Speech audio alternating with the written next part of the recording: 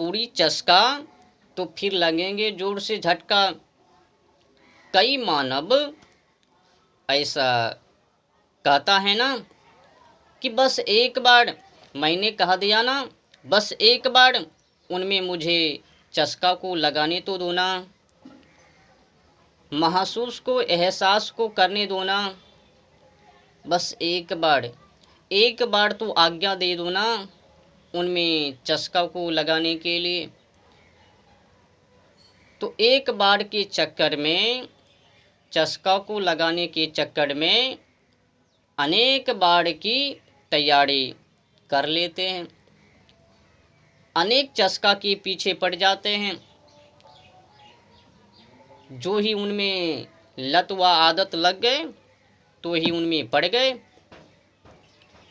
तो इस दशा स्थिति परिस्थिति में मैं ऐसे ऐसे युवा पीढ़ी व नवयुवतियों को मैं कैसे समझाऊं, कैसे बतलाऊं कि जो तुम लोग कर रहे हो वो उचित नहीं है, तुम दोनों के लिए योग्य नहीं है, किसी के लिए भी ये योग्य का नहीं है, उनसे बचो। ये बुरी आदत हैं, बुरी लत हैं, बुरी चस्का हैं, इनसे दूर रहने में ही भला है। रोगों से, रोगग्रस्त होने से बचने का इलाज है केवल दूर होने से। अगर इनके नज़दीक जाओगे तो फिर फंसोगे। कैसे इसे बतलाऊं?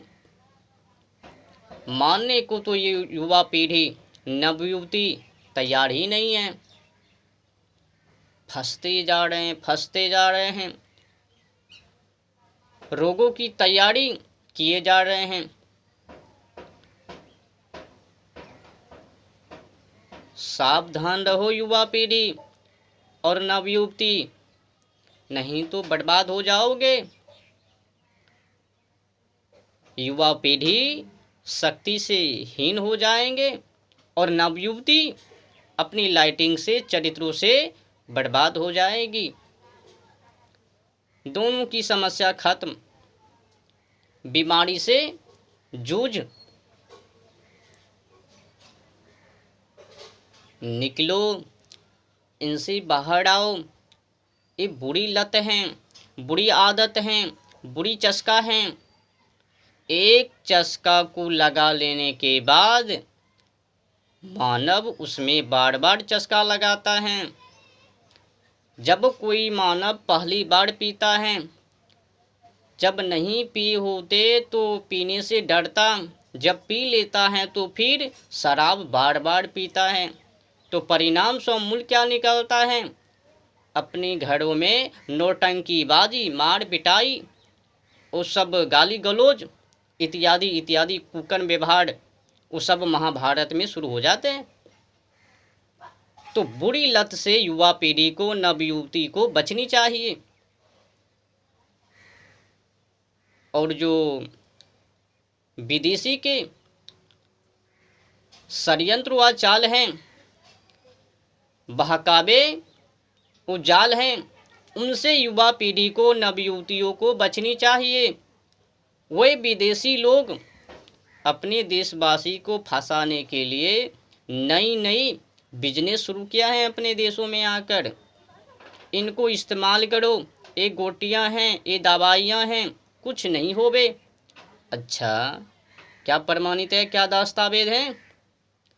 अब किनको पता नहीं है। युवा पीढ़ी को खास करके अध्ययन करनी चाहिए, पढ़नी चाहिए कि मीडिया क्या है, और नवयुवतियों को भी पढ़नी चाहिए कि गंदी लत क्या है, गंदी आदत क्या है, बुरी चस्का क्या है। पढ़नी चाहिए दोनों को। जो भी मानव गंदी चस्का में लगे हुए हैं, तमाम सारे मानव को पढ़नी चाहिए, अध्ययन करनी चाहिए मीडिया के बारे में, गंदी चस्का के बारे में। ये जो बॉयफ्रेंड गर्लफ्रेंड की समस्या है, इनके बारे में भी।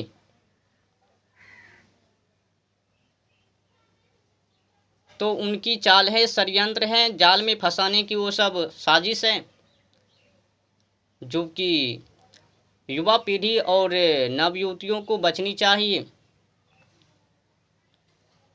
अगर युवा पीढ़ी बार बार अपनी बेरिया को बाहर करेंगे, क्षतिग्रस्त करेंगे, तो फिर रोगों से घिर जाएंगे, रोगों से पड़ जाएंगे, रोगग्रस्त हो जाएंगे, अनेक बीमारी उत्पन्न हो जाएंगे बेरिया के अभाव के कारण, नाश के कारण। तो बीमारी में पड़वाने के लिए वो विदेशी न्यू चाल षड्यंत्र रचता है। एक गोटियाँ लो सिल्डेनाफिल और खाओ करो, मतलब अनेक बीमारी को उत्पन्न करने के लिए, समय को खराब करवाने के लिए, बेरोजगारी बैठाने के लिए विदेशी कंपनी ने अपने देशों में आकर गंदी धंधे शुरू कर दी। ये गोटियाँ लो, दवाइयाँ लो, ये वस्तु लो, इनका इस्तेमाल करो और फिर तैयार हो जाओ, और युवा पीढ़ी उनके बहकावे में फंस जावे, फिर बर्बाद हो जावे। हाय रे दैया, मेरी समय मैं रोगों से ग्रस्त, ऐसे कैसे? बच्चों, बेरिया क्या है ये भी समझो। तुम जो चल रहे हो वो बेरिया के माध्यम से ही, बुढ़ापे से बचे हो वो बेरिया के माध्यम से ही। तुम जो अच्छी सोच विचार कर रहे हो वो भी बेरिया के माध्यम से ही। लड़खाने भरखाने से जो बच रहे हो वो भी बेरिया के माध्यम से ही। अनेक बीमारी की इलाज बेरिया ही है, बेरिया के माध्यम से ही रोग दूर रहते हैं। अगर बेरिया के अभाव तो फिर रोग अनेक हो जावे शरीरों में, घुटना में दर्द हो जावे, कुन्ही में दर्द हो जावे, अनेक जॉइंट के ऊपर दर्द हो जावे, तो फिर पछतावा करने के अलावा क्या बचता है? तो बेरिया निकालने वाले, बेरिया को क्षति करने वाले मानव युवा पीढ़ी जल्द ही बूढ़े हो जावे और रोगों से ग्रस्त हो जावे, और नवयुवती ये जल्द ही चरित्रों से नीचे गिर जावे, अपनी लाइटिंग को बर्बाद कर लेवे।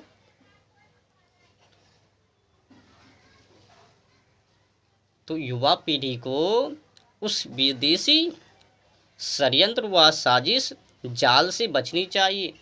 एक बार उनकी जालों में फंस जाने के बाद वो तो अपनी उपभोक्ता ग्राहक बना लेते हैं।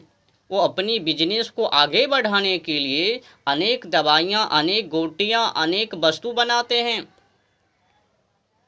वो अपनी बिजनेस